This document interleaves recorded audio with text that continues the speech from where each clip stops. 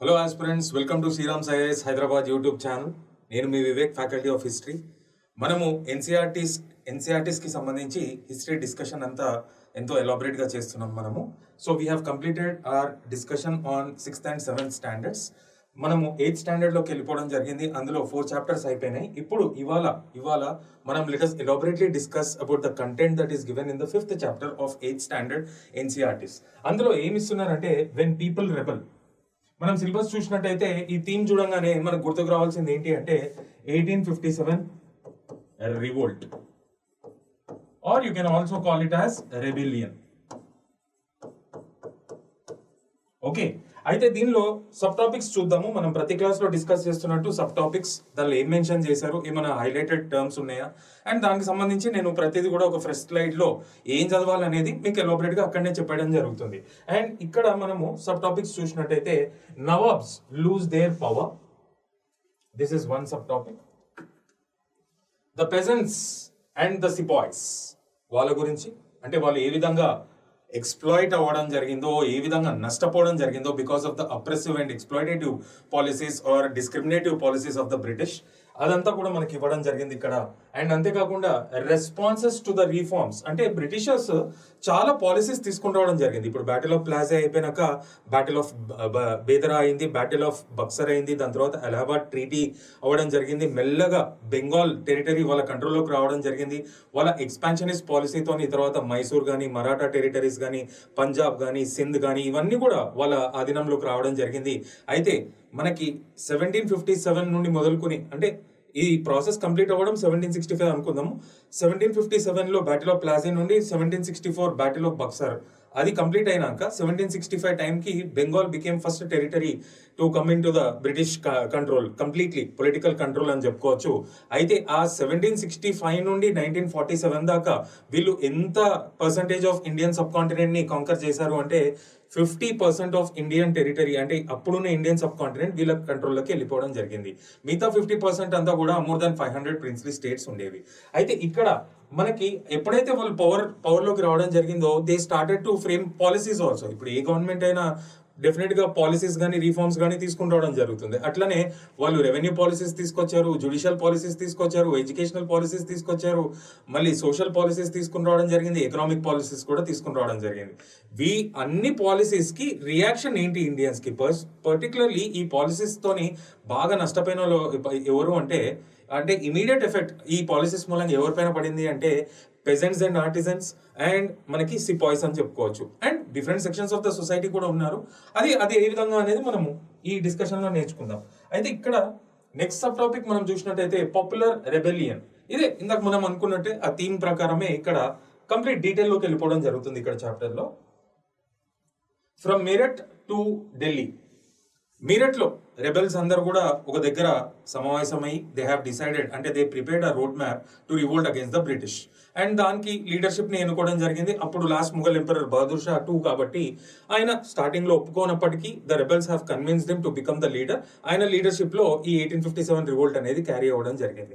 అయితే ఆ ఇన్ఫర్మేషన్ మనకి ఇక్కడ దొరుకుతుంది. నెక్స్ట్ మనము ఫర్దర్ డీటెయిల్స్ లోకి వెళ్తే ద రెబెలియన్ స్ప్రెడ్స్, అది ఏ విధంగా స్ప్రెడ్ అవ్వడం జరిగింది. ఇప్పుడు మనకి బ్యారక్పూర్ బెంగాల్లో 34th infantry regiment, native infantry regiment ఉండేది. అక్కడ ఇమీడియట్ గా అక్కడ స్టార్ట్ అయిన రివోల్ట్ విపరీతంగా ఒక వైల్డ్ ఫైర్ లాగా చాలా రీజన్స్ కి స్ప్రెడ్ అవ్వడం జరిగింది. ఆ ఇన్ఫర్మేషన్ మనకి ఇక్కడ ఉంది. డోంట్ వరీ, మనం అంతా కూడా ఎలాబరేట్ గా డిస్కస్ చేద్దాము. ఒక ఫస్ట్ స్లైడ్ లో మీకు ఎక్స్ప్లెయిన్ చేస్తా ఈ కంటెంట్ పార్ట్ అంతా కూడా ఒక స్టోరీ రూపంలో ప్రతి క్లాస్ లో మనం చేసుకుంటున్నట్టే. ద కంపెనీ ఫైట్స్ బ్యాక్, అంటే 1857 రివోల్ట్ ని ఏ విధంగా కంపెనీ ఛాలెంజ్ గా తీసుకుని ఏ విధంగా సప్రెస్ చేయడం జరిగింది. డెఫినెట్ గా Britishers have received a setback receive చేసుకోకపోయి ఉంటే దాని తర్వాత 1857 రివోల్ట్ తర్వాత చేంజెస్ వచ్చేవే కావు. మరి అన్ని పెద్ద ఎత్తున చేంజెస్ తీసుకొచ్చారు అంటే డెఫినెట్ గా వీళ్ళు సెట్ బ్యాక్ రిసీవ్ చేసుకున్నట్టే. సో ఆ ఇన్ఫర్మేషన్ కూడా ఇక్కడ మనకి ఇవ్వడం జరిగింది. అండ్ ఒక్క నిమిషం, ఆఫ్టర్ మాత్, ఇప్పుడు నేను చెప్పినట్టే 1857 రివోల్ట్ ని దృష్టిలో పెట్టుకుని ఇటువంటి సంఘటనలు మళ్ళీ ఫ్యూచర్ లో కాకుండా ఎటువంటి చేంజెస్ తీసుకుని రావడం జరిగింది అడ్మినిస్ట్రేషన్ కానీ, మనకి మిలిటరీలో కానీ, లేకపోతే ఇంకా సోషో రిలీజియస్ ఫ్రంట్లో కానీ, లేకపోతే మనకి లెజిస్లేచర్స్లో పరంగా కానీ ఎటువంటి రిఫార్మ్స్ అనేవి తీసుకుని రావడం జరిగింది అనేది మనకి ఈ ఎన్సీఆర్టీ ఈ చాప్టర్ 5లో ఎలాబరేట్గా డిస్కస్ చేస్తాం. సో మనకి పాయింట్ ఆఫ్ ఫోకస్ ఇక్కడ ఈ చాప్టర్లో ఏంటి అంటే 1857 రివోల్ట్. దాని గురించే ఇవాళ క్లాస్లో మనం ఎలాబరేట్గా చూసుకుందాము. ఈ వీడియో చూస్తే సరిపోతుంది, దీన్ని మించి చదవాల్సిన అవసరం లేదు. జాగ్రత్తగా ఫోకస్ చేసి వినండి ఒక స్టోరీ లాగా. Let us move on to the story now. So first నేను టైమ్ లైన్ రాస్తాను ఒకసారి మీకు బాగా అర్థం కావడానికి. బ్రిటిష్ ఏం చేశారు? They came as traders. Okay, later they became a colonial power, and politically after that they became imperial power. Okay, and what is the outcome when they have gained control on the Indian political system? They started to make policies in India, and Indians have reacted. Indians reaction అని చెప్తున్నాను. దీనిలో భాగంగానే మనం 1857 revolt చదువుకోవాలి. So ఇది introduction. So traders లాగా రావడం జరిగింది, స్లోగా ఎకనామిక్ పవర్గా ఎదగడం జరిగింది, మెల్లగా పొలిటికల్ పవర్, అన్ఛాలెంజ్ పొలిటికల్ పవర్ అవ్వడం కూడా జరిగింది. ఎప్పుడైతే పొలిటికల్ పవర్ రావడం జరిగిందో మెల్లమెల్లగా అడ్మినిస్ట్రేషన్ని కూడా ఆర్గనైజ్ చేశారు, మిలిటరీని కూడా ఆర్గనైజ్ చేశారు, పోలీస్ వ్యవస్థని ఆర్గనైజ్ చేశారు, జ్యుడిషియరీని ఆర్గనైజ్ చేశారు, ఎడ్యుకేషన్ సిస్టమ్ని ఆర్గనైజ్ చేశారు. కాబట్టి దానికి సంబంధించిన పాలసీస్ అన్ని కూడా తీసుకుని రావడం జరిగింది. పర్టికులర్గా మనది రెవెన్యూ డ్రెయిన్ ఆఫ్ వెల్త్ అయింది. అంటే మన దేశం నుండి యూనిలాటరల్ డైరెక్షన్లో మన దేశం నుండి వాళ్ళ కంట్రీకి వెళ్ళడం జరిగింది. దానికి కారణమే రెవెన్యూ అండ్ ఎకనామిక్ పాలసీస్. దాంతో విపరీతంగా నష్టపోయిన వాళ్ళు ఎవరు అంటే పెజెంట్స్ అండ్ ఆర్టిజన్స్. ఇంతకుముందు ఉన్న క్లాసెస్లో కూడా చాలాసార్లు దాని రిఫరెన్సెస్ వచ్చాయి, మీరు బాగా జాగ్రత్తగా చూడొచ్చు. అయితే ఇక్కడ మనం పర్టికులర్గా ఇండియన్ రియాక్షన్స్ ఆఫ్ ద ఇండియన్స్లో మనం చర్చించాల్సిన టాపిక్ ఏంటి అంటే 1857 రివోల్ట్. ఇప్పుడు ఆ టాపిక్లోకి వెళ్ళిపోదాం మనం డీటెయిల్గా. 1857 రివోల్ట్ నేను ఇంట్రడక్షన్ పార్ట్లో చెప్పినట్టే దీన్నే 1857 రెబెలియన్ అని పిలుచుకోవచ్చు,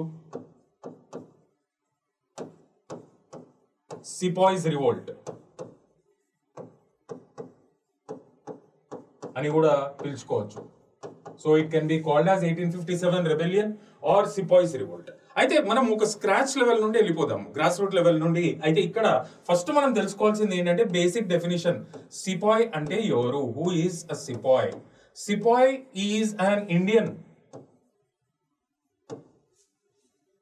who served in the British army. వాళ్ళని సిపాయిస్ అని పిలిచేవాళ్ళు. ఇన్ఫాంట్రీ కానీ, క్యావలరీలో కానీ, లేకపోతే ఆర్టిలరీ సపోర్ట్లో కానీ మన ఇండియన్స్ ఒకవేళ సర్వ్ చేస్తే వాళ్ళని ఇండిజినస్ నేమ్తో సిపాయి అని పిలిచేవాళ్ళు. మరి సోల్జర్ ఎవరు? యూరోపియన్. రివోల్ట్ అవుట్ బ్రేక్ అవ్వకముందు, ఈ rebellion start అవ్వకముందు Sipayi is to soldier ratio ఎంత అంటే 6:1. అంటే ఎవరు ఎక్కువ శాతంలో ఉన్నారు? Sepoys were more than soldiers. Okay, ఇది బాగా గుర్తుంచుకోవాలి. అయితే ఇక్కడ రెబెలియన్ అనే టర్మ్ యూజ్ చేశాను కాబట్టి, అంటే రెబెలియన్ లో ఎవరు ఉంటారు పార్టిసిపెంట్స్ అంటే రెబెల్స్ ఉంటారు. ఆ రెబెల్స్ ఏ గ్రూప్స్ అంటే different groups in that rebellion who participated in that rebellion. అంటే different sections of the society have participated in this. So ఒక్కొక్కటి చూద్దాము హూ ఆల్ పార్టిసిపేటెడ్ అనేది, రీజన్స్ కూడా బ్రీఫ్ గా మనం డిస్కస్ చేద్దాము. ఓకే, ఇక్కడ peasants, farmers and artisans rebelled. Next section of the society ఎవరు అంటే Kings and zamindars.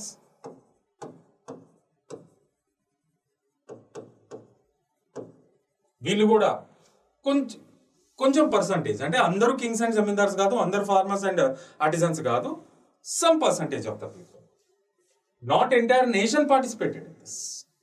People who had their own grievances, బాగా విరక్తి చెంది బ్రిటిష్ పాలసీస్ తోని వాళ్ళందరూ ఒకరొకరు చేతులు కలుపుకోవడం జరిగింది. Kings and zamindars have participated. Some Orthodox Hindus have participated, and finally Sepoys also have participated.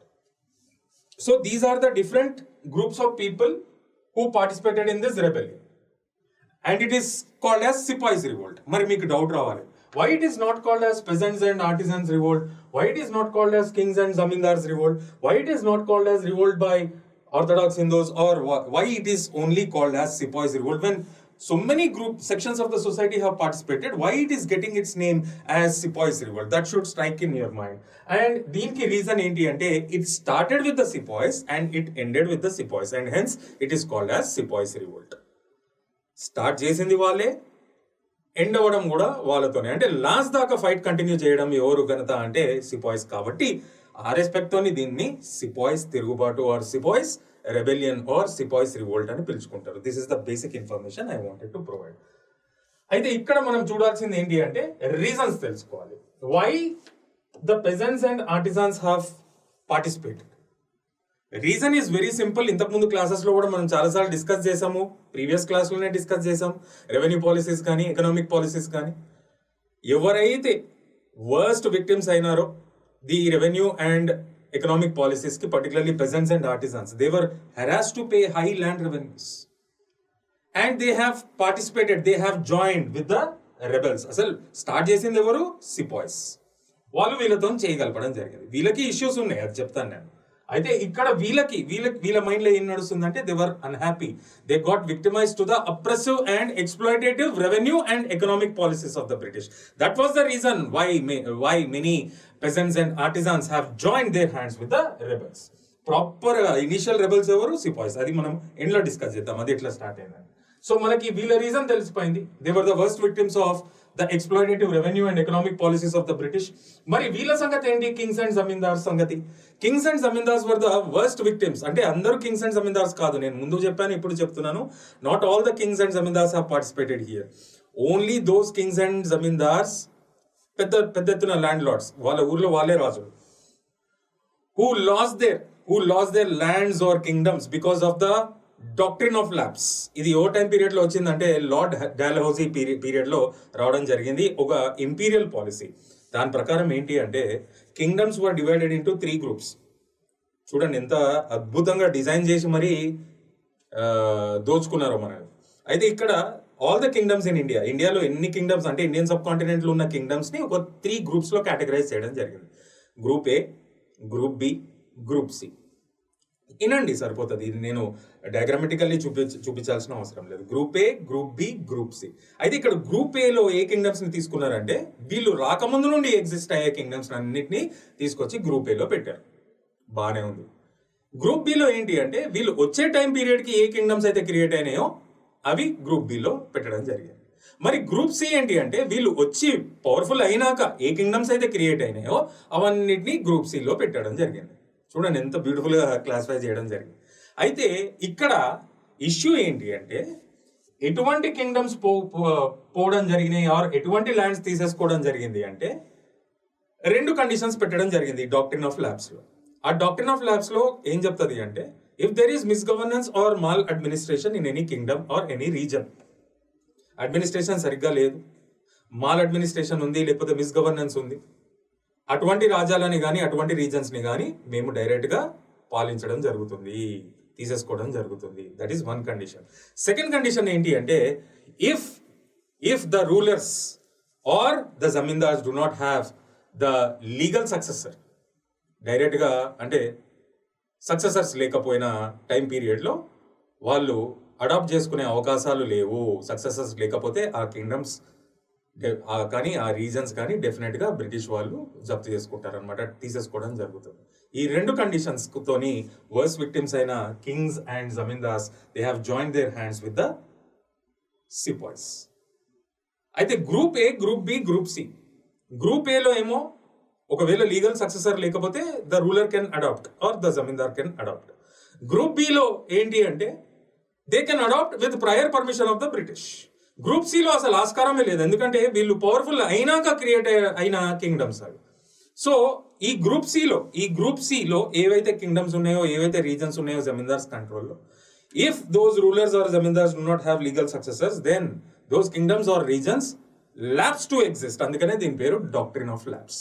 దానిలో వర్స్ట్ విక్టిమ్స్ అయిన kings and zamindars have participated. ఇప్పుడు ఫర్ ఎగ్జాంపుల్ నేను చెప్తాను, ద ప్రిన్స్లీ స్టేట్స్ ఆఫ్ మనకి సతారా కానీ, జైపూర్ కానీ, సంబల్పూర్ కానీ, ఓకే, ఇవన్నీ కూడా, ఝాన్సీ కానీ, Lakshmibai, she also participated in this revolt. She fought very vigorously, very courageously. She lost her life in this battle also, we all know that.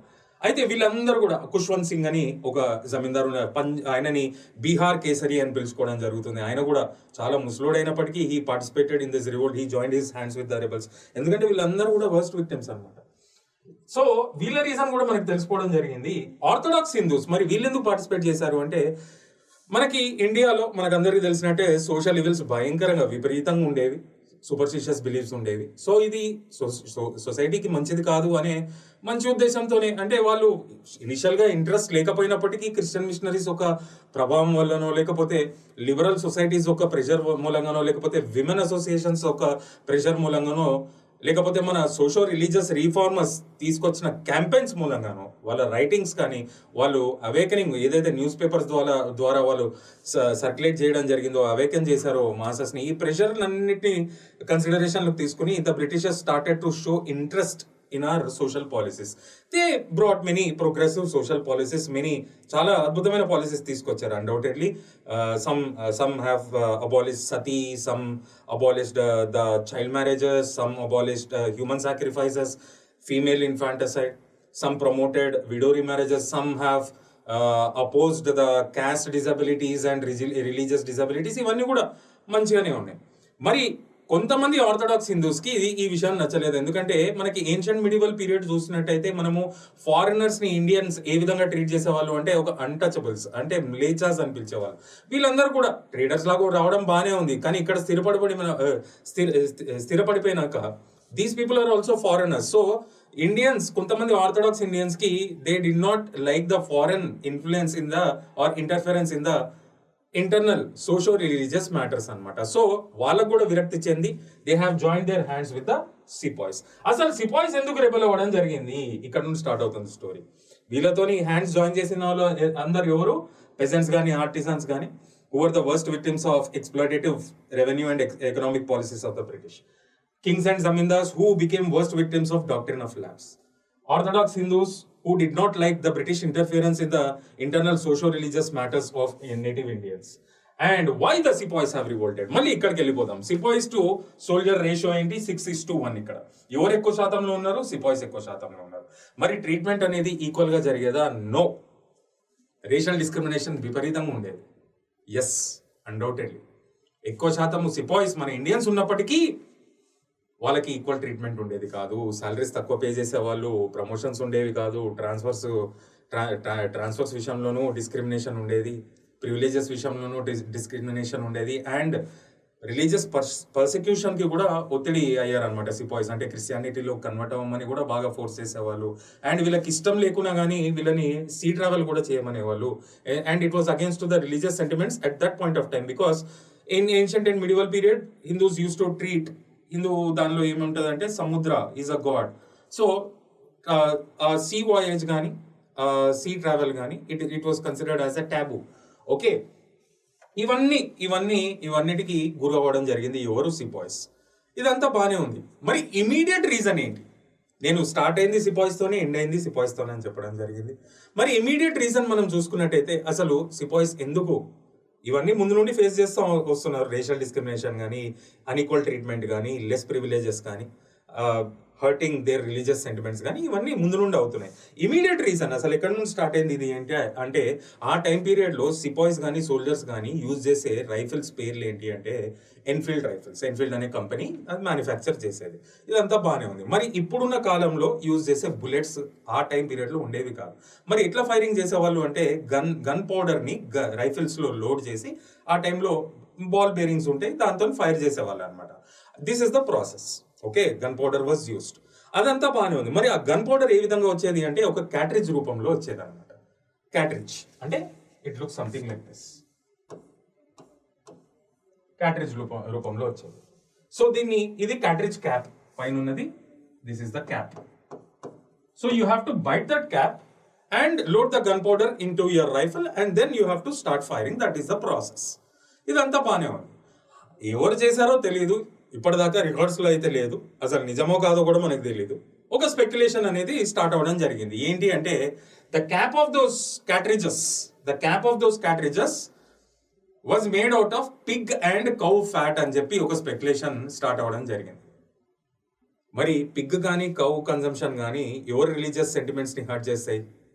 మన ముస్లిమ్స్ కానీ హిందూస్ని కానీ. ముస్లిమ్స్ పిగ్ని కన్జ్యూమ్ చేయరు, హిందూస్ కౌని సీక్రెట్ యానిమల్గా ట్రీట్ చేసుకోవడం జరుగుతుంది. So ఎవరైతే Hindu and Muslim sepoys ఉన్నారో 1857 revolt time పీరియడ్లో British ఆర్మీలో వాళ్ళ చాలా మంది రిలీజియస్ సెంటిమెంట్స్ అనేవి విపరీతంగా హర్ట్ అవ్వడం జరిగింది. They disobeyed to use this Enfield rifles. ఇది నేను ఇందాక చెప్పినట్టు 34th నేటివ్ ఇన్ఫాంట్రీ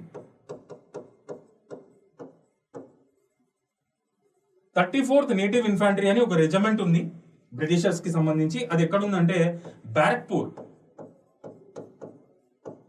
ఇది ఏ ప్రాంతంలో ఉంది అంటే this is in Bengal. So here Hindus కానీ ముస్లిం సిపాయిస్ కానీ they disobeyed to use those Enfield rifles and Britishers have immediately suspended them. అక్కడ కూడా హార్ష్ ట్రీట్మెంట్ ఎదుర్కోవడం జరిగింది ఎవరు? సిపాయిస్. అప్పుడు వచ్చాడు ఒక హీరో, ఆయన పేరే Mangal Pandey. Mangal Pandey, the sepoy who was serving in this 34th Native Infantry Barakpur, Bengal, he got frustrated. When the British disbanded this regiment, he got frustrated, he came forward, he started to fire at the British officials, in which couple of the officials have died there itself. మరి Britishers కూడా definite గా అదే విధంగా react అయి ఉంటారు కదా. After that Mangal Pandey was hang to death. ఆయనని ఉరిదీయడం జరిగింది. అప్పుడు ఫస్ట్ స్టార్ట్ అయిన వైల్డ్ ఫైర్ ఇంకా సిపాయిస్ కి ఇది ఒక సాచురేషన్ పాయింట్ అనమాట. దెన్ ద సిపాయిస్, ఎవరు particularly the Muslims and Hindu sepoys who are serving in the British army, they have decided to carry a revolt. So they have rebelled. వాళ్ళు ఏం చేశారు? వాళ్ళు తెలుసుకున్నారు వీళ్ళకి కూడా పర్సనల్ గ్రీవెన్సెస్ ఉన్నాయి, పెజెంట్స్ కి కానీ, ఆర్టిజన్స్ కి కానీ, కింగ్స్ కి కానీ, జమీందార్స్ కి కానీ, ఆర్థోడాక్స్ హిందూస్ కానీ అని చెప్పి ఒక మీటింగ్, ఒక సమావేశం ఏర్పాటు చేయడం జరిగింది. అదే మీరట్లో. Meerut is a place in Uttar Pradesh. Here they have gathered, they have decided a road map to carry a revolt against the British administration, but they needed a leadership. మరి అప్పటిదాకా మనల్ని ఎవరు పరిపాలించారు? బ్రిటిషర్స్ రాకముందు పవర్ఫుల్ కింగ్డమ్ ఏంటి అంటే ముఘల్స్. మరి Mughal family ఆ టైంకి ఉందా అంటే ఉంది. లాస్ట్ ముఘల్ ఎంపరర్ అని చెప్పుకోవచ్చు. ఆయన పేరే Bahadur Shah II, the last Mughal emperor. ఆయనని కన్విన్స్ చేయడం జరిగింది. He became the leader of this revolt and it was carried from red fort, Delhi. ఇందాక చూసాం కదా sub topic Meerut to Delhi. This is the sub topic. So it got spreaded like a wildfire to different regions, particularly in the north. A places అంటే కాన్పూర్ కానీ, లక్నో కానీ, ఝాన్సీ కానీ, సంబాల్పూర్ కానీ, సతారా కానీ, బీహార్ కానీ, అవాద్ కానీ, సెవరల్ ప్లేసెస్లో మనము ఈ రివోల్ట్ చూడొచ్చు అన్నమాట. ఓకే, అయితే ఇక్కడ ఈ విధంగా రివోల్ట్ అనేది స్టార్ట్ అవ్వడం జరిగింది 1857లో. చాలా డిఫరెంట్ రీజన్స్లో ఒక్కొక్క లీడర్షిప్లో అవ్వడం స్టార్ట్ అవ్వయింది. అయితే ఈ బ్రిటిషర్స్ ఏ విధంగా ఛాలెంజింగ్ గా తీసుకుని ఇట్లా సప్రెస్ చేశారు అంటే రీజన్స్ ఏంటి ఈ రివోల్ట్ ఫెయిల్ అవ్వడానికి అంటే ల్యాక్ ఆఫ్ కోఆర్డినేషన్. చూడండి, ఇక్కడ entire nation did not participate. ఎవరికైతే పర్సనల్ గ్రీవెన్సెస్, చూడండి కామన్ రీజన్స్ అయితే లేవు కదా. అందరికీ ఎకనామిక్ పాలసీస్ మూలంగా పార్టిసిపేట్ అవ్వలేదు, అందరూ డాక్టర్ ఆఫ్ ల్యాబ్స్ మూలంగా పార్టిసిపేట్ అవ్వలేదు, అందరూ రేషియల్ డిస్క్రిమినేషన్ మూలంగా పార్టిసిపేట్ అవ్వలేదు. కానీ వాళ్ళ మైండ్లో ఆ సమస్యలు ఉన్నాయి, ఇది పెద్ద ఎత్తున ఇండియాకి కూడా ఎఫెక్ట్ చేస్తుందని. డెఫినెట్గా ఇది ఒక స్పార్క్, ఒక బిగినింగ్ స్టెప్ అని చెప్పుకోవచ్చు అనమాట. ఓకే, అయితే వీళ్ళందరూ కామన్ గ్రీవెన్సెస్ మూలంగా జరగడం జరిగింది. So not entire nation has participated, microscopic population of the society have participated, different sections of the society, not all the kings, not all the sepoys. సిపాయిస్లో చాలా వేరే కమ్యూనిటీస్ కూడా, పంజాబీస్ ఉండేవాళ్ళు, సిక్స్ ఉండేవాళ్ళు, లేకపోతే పంజాబీస్ సిక్స్ వేరు. అంటే sick అనేది ఒక రిలీజన్. పంజాబ్లో మనకి హిందూస్ ఉండొచ్చు, వేరే కమ్యూనిటీస్ పంజాబీస్ ఉండేవాళ్ళు, సిక్స్ ఉండేవాళ్ళు, గోర్ఖాస్ ఉండేవాళ్ళు, వాళ్ళు పెద్ద ఎత్తున పార్టిసిపేట్ చేయలేదు. ఎందుకంటే ఈ బీఫ్ కానీ మనకి ఇది కౌ కానీ లేకపోతే ఇది పిగ్ కానీ దాని మీట్కి సంబంధించిన లేకపోతే రిలీజియస్ సెంటిమెంట్స్ అవి హిందూస్కి కానీ ముస్లిమ్స్కి సంబంధించినవి, వాళ్ళకి పెద్ద సమస్య ఏం కాదు ఇది. సో పెద్ద ఎత్తున వాళ్ళు పార్టిసిపేట్ చేయడం జరగలేదు. చాలా మంది కింగ్స్ అండ్ జమీందార్స్ కూడా పార్టిసిపేట్ చేయడం జరగలేదు. కాకపోతే వాళ్ళు ఇంకా బ్రిటిషర్స్కి లాయల్ ఉన్నారు చాలా మంది. And princely states acted as, ఈ ప్రిన్స్లీ స్టేట్స్ ఏవైతే ఉన్నాయో నేను చెప్పేసి దాదాపు చాలా princely states, particularly Nizam of Hyderabad, Deccan నుండి ఇంకా లోపలికి సౌత్లోకి పెనిట్రేట్ కాకుండా చాలా అడ్డుకోవడం జరిగింది ఈ రివోల్ట్ని. ఎస్, హైదరాబాద్లో కూడా కొన్ని ఇన్స్టెన్సెస్ ఉన్నాయి. తురేబాజ్ ఖాన్ అని ఆయనను ఉరి తీయడం జరిగింది. అది మనకి రీజనల్ హిస్టరీలోకి ఇన్డెప్త్ వెళ్తే తెలుస్తుంది. ఇక్కడ కూడా రివోల్ట్కి సంబంధించిన కొన్ని ఇన్స్టెన్సెస్ ఉన్నాయి. కాకపోతే ఎక్కువ శాతం పెనిట్రేట్ కాకుండా చూసింది మాత్రం నిజాం ఆఫ్ హైదరాబాద్ అనే చెప్పుకోవాలి. అట్లా వేరే ప్రిన్స్లీ స్టేట్స్ కూడా సహకరించడం జరిగింది. మనకి మరాఠా కింగ్డమ్, మరాఠా ఫ్యామిలీకి సంబంధించిన సింధియాస్ కానీ సెంట్రల్ ఇండియాలో వాళ్ళు ఎంతో సహకరించడం జరిగింది. పర్టికులర్లీ ఝాన్సీ రివోల్ట్ని సప్రెస్ చేయడానికి. Jhansi is a name of a place, బుందేల్ఖండ్లో ఉంటుంది. It is a name of princely state. ఆ రివోల్ట్ని సప్రెస్ చేయడానికి చాలా హెల్ప్ చేయడం జరిగింది. అట్లా princely states acted as break waters to this violent storm. ఇది ఒక వైలెంట్ స్టామ్ అని చెప్పుకోవాలి. అప్పటిదాకా ఎప్పుడు చుక్క ఎదురు కానీ వీళ్ళు, అంటే ఎప్పుడు షాక్ ఎదురు కానీ వీళ్ళు ఫస్ట్ టైం సెట్ బ్యాక్ అవ్వడానికి, అంటే it was treated as a violent storm. So princely states acted as break waters to this violent storm అని చెప్పుకోవాలి. అండ్ ల్యాక్ ఆఫ్ కోఆర్డినేషన్ ఉండేది. Different sections of society participate చేసుకున్నారు. Week leadership and resources సరిగ్గా లేవు. Britishers దగ్గర modern equipment, guns కానీ పైసలు కానీ పెద్ద ఎత్తున ఆ టైంకి చాలా అక్యుములేట్ అయిన ఉన్నాయి. వీళ్ళ దగ్గర అవి దట్ వాజ్ ల్యాకింగ్. ఇవన్నీ కూడా reasons why the revolt has failure. And efficient officials చాలా బాగా సప్రెస్ చేయడం జరిగింది ఈ రివోల్ట్ని. ఎఫిషియంట్ అఫీషియల్స్ ఉండడం మూలంగా ఈ రివోల్ట్ని సక్సెస్ఫుల్గా సప్రెస్ చేయడం జరిగింది. ఇది 1857 రివోల్ట్ కానీ, కోర్స్ కానీ, రీజన్స్ ఫర్ ద ఫెయిల్యూర్ కానీ. ఇప్పుడు మనము ఇంకో సబ్ టాపిక్ అక్కడ మనం చూసినది ఏంటి అంటే ఆఫ్టర్ మాత్. అంటే దీని తర్వాత ఇంత పెద్ద వైలెంట్ స్టామ్ని ఫేస్ చేశారు కాబట్టి బ్రిటిషర్స్, దీని తర్వాత ఇట్లాంటి మళ్ళీ వైలెంట్ స్టామ్స్ కాకుండా మనం ఏం జాగ్రత్తలు తీసుకోవాలని చెప్పి చాలా చేంజెస్ తీసుకుని రావడం జరిగింది. అది ఇంకో ఫ్రెష్ స్లైడ్లో మీకు చెప్తాను. ఆఫ్టర్ మాత్ 1857 రివోల్ట్.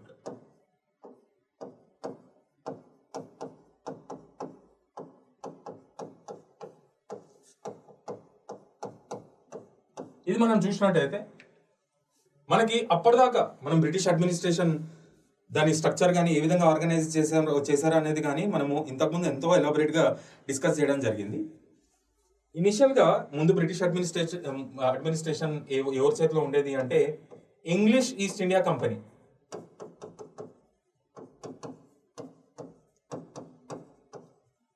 దీని కంట్రోల్లో ఉండేది బ్రిటిష్ మనకి ఇండియన్ అడ్మినిస్ట్రేషన్ అనేది. ఎవరు చూసుకునే వాళ్ళంటే ఇంగ్లీష్ ఈస్ట్ ఇండియా కంపెనీ. అయితే వీళ్ళకి సంబంధించి కమర్షియల్ ఫంక్షన్స్ ఎవరు చూసుకునే వాళ్ళు? Court of directors.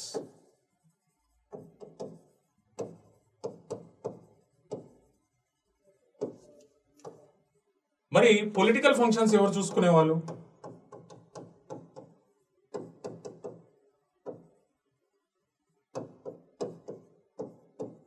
Board of control.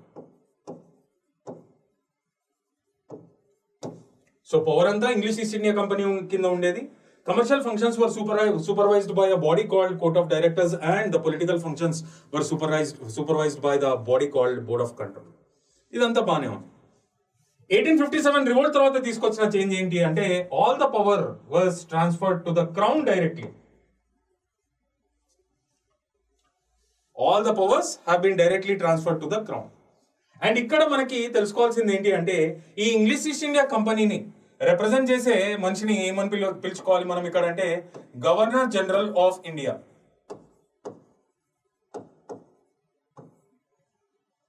ఆ డెసిగ్నేషన్ ని ఇక్కడ చేంజ్ చేయడం జరిగింది. ఎప్పుడైతే పవర్స్ క్రౌన్ చేతికి ట్రాన్స్ఫర్ చేశారో the designation was change to viceroy. Viceroy is going to be the representative of the crown directly in India. Viceroy of India అంటే is the representative of the crown in India. Governor general అంటే is the representative of the company in India. This is one major change. Powers got transferred from company to the crown directly. Earlier, the Governor General used to represent the company, and the designation is changed to Viceroy, who is going to represent the crown directly in India. Earlier, the commercial functions were supervised by the court of directors and political functions were supervised by the board of control. Now these two got replaced with a new body. It is called as India's office. అవి తీసేసి దాని place లో ఏం తీసుకొచ్చారు? India's office at London. And it is headed by Secretary of State. Secretary of State of India's Affairs.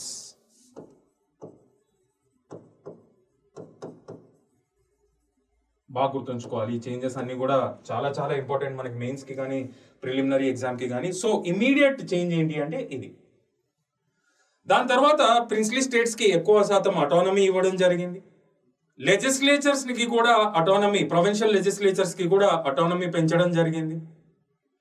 And this revolt reflected in the Hindu Muslim unity. కాబట్టి అమ్మ Hindus and Muslims కలిసి ఉంటే definitely it is a threat to our rule, and మన rule కి ఇది చాలా threat అని చెప్పి వాళ్ళు మన రిలీజన్స్ లో కానీ మన నమ్మకాల్లో ఉన్న గ్యాప్స్ ని యూటిలైజ్ చేసుకుని they started to divide us and rule. So they came up with a new policy called divide and rule. దాని outcomes first partition of Bengal ని మళ్ళీ రీయూనైట్ చేయడం జరిగింది. అండ్ దాని వర్స్ట్ అవుట్కమ్ ఏంటి అంటే India getting partition into India and Pakistan. So divide and rule మూలం ఇది ఒక చేంజ్. నెక్స్ట్ ఏంటి, మనకి సిపాయి ఇస్ టు సోల్జర్ రేషియో కూడా తగ్గించడం జరిగింది. ఇట్ ఈస్ మేడ్ టు 3:1 తగ్గించేసి, ఇంతకుముందు పెద్ద ఎత్తున ఏ కమ్యూనిటీస్ నుండి పార్టిసిపేట్ చేయడం జరిగింది సిపాయిస్ రివోల్ట్ లో అంటే హిందూస్ కానీ ముస్లిమ్స్ కానీ, వాళ్ళ నుండి రిక్రూట్మెంట్స్ పక్కన పెట్టేసి ఆపేసి తక్కిన కమ్యూనిటీస్ నుండి ఎక్కువ శాతం రిక్రూట్మెంట్స్ చేసుకోవడం జరిగింది అనమాట. పంజాబీస్ కానీ, సిక్స్ కానీ, గోర్ఖాస్ కానీ. That is another major change. అర్థమవుతున్నాయి కదా, ఇవన్నీ కూడా డిఫరెంట్ చేంజెస్ అనమాట. అండ్ ఆర్థడాక్స్ హిందూస్ కొంతమంది విరక్తి చెంది డిసైడ్ అయ్యారు. ఎందుకంటే we have interfered in to the native Indians religious and social policies. కాబట్టి British had decided not to interfere in the religious matters of native Indians. ఒక డైరెక్షన్ ఇవ్వడం జరిగింది అనమాట. అండ్ అంతేకాకుండా సో ఇవన్నీ కూడా ఆఫ్టర్ మార్చ్ జరిగినాయి. అంతేకాకుండా కొన్ని సంవత్సరాల తర్వాత, అంటే కొంచెం టైం పీరియడ్ తర్వాత డాక్ట్రిన్ ఆఫ్ ల్యాబ్స్ ని కూడా సస్పెండ్ చేయడం జరిగింది. And the British have decided not to go for aggressive wars anymore. పిచ్చి యుద్ధాలు చేసి కాంకర్ చేసుకోవద్దు అని కూడా డిసైడ్ చేయడం జరిగింది. కానీ లెక్కలు మాత్రం అట్లనే ఉన్నాయి, వాళ్ళ పాలసీస్ కానీ స్ట్రాటజీస్ కానీ అంతే దరిద్రంగా ఉన్నాయి అనమాట. ఇంకా విపరీతంగా, ఇంకా అసలు దీని తర్వాత ఇంకా చండాలం జరుగుతుంది అనమాట. So these are the things that were brought by the British after March. So we have discussed how they have come, how they have gained control on the political system in India.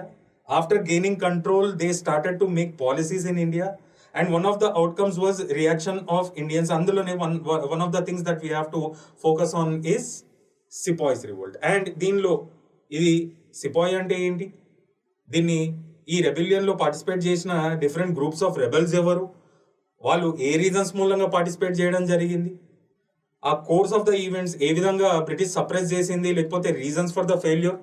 And ఇది ఎప్పుడైతే face చేశారో దీని తర్వాత Britishers తీసుకొచ్చిన changes ఏంటి అనేది కూడా discuss చేశాము. చాలా వరకు అడ్మినిస్ట్రేషన్ కానీ లెజిస్లేచర్ కి కానీ తీసుకొచ్చిన చేంజెస్ అన్ని they reflected in government of India act 1858. So ఈ చాప్టర్ మీ దగ్గర బుక్స్ ఉంటే ఒకసారి క్లియర్ గా చూడండి. దానిలో చెప్పిన దానికంటే కూడా మనము ఎక్కువ పాయింట్సే డిస్కస్ చేసాము. చాలా ఆర్గనైజ్డ్ గా, బ్రీఫ్ గా, షార్ట్ అండ్ స్వీట్ గా మీకు ఎగ్జామ్ కి పనికొచ్చే విధంగా చెప్పడం జరిగింది. This is what I wanted to teach you today. So we are done with this 5th chapter also. The coming class will discuss further chapters. Thank you so much. Vivek signing off. Bye.